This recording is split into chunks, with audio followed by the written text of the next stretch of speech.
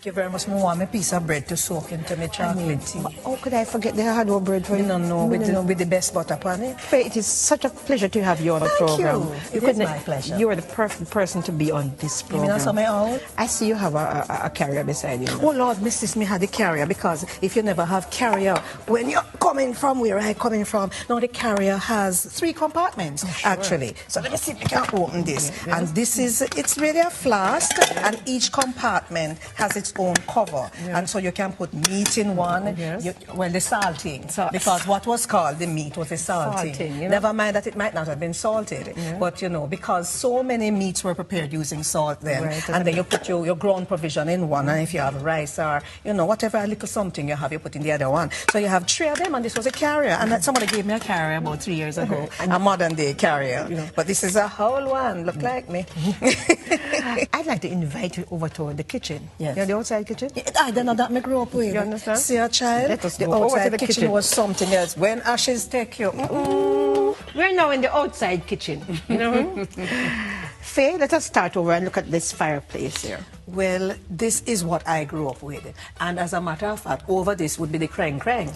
Because with the kreng, it's like pieces of wood that you'd hang your meat from, and that the smoke that you'd use here under this would go up and cure the meat. Definitely. Lots of people who ate pork and beef or whatever it is would hang stuff. But this is what you grew up with. You had 3 big stones here, and we put the 3-foot pot on it with the 2 ears, and you go woodland, go collect your wood or whatever it is, and you make up your fire. And like all this breche, you know, breche, yes, and another name is fruitapang, yes, fruitapang. And you put this now, you don't take off your pot and you put this on top and you turn your breadfruit as it roasts. This iron now is what I used to iron my clothes when I was a little girl, and my mother and grandmother used. This could work with a coal pot, or it could work right up so you get the iron and you get the dry banana trash now, and when you take it off, you have to hold it with something, cloth or something, you know, and you rub off the ashes and the stuff, and then you take another fine piece of cloth to clean that up more. So when you iron, the iron runs smooth, right, flows, right? And you wasn't buying starch in a no tin. You go grate your cassava and make your own starch. And when you start your crinoline and your calico undergarment, and you put them down and turn up tray it. The yabbas were also very important. They baked a lot in its day. The rich, you know, Christmas cake, you know, the puddings, whatever. And of course the godi. You can't forget the godi. Same thing we call calabash.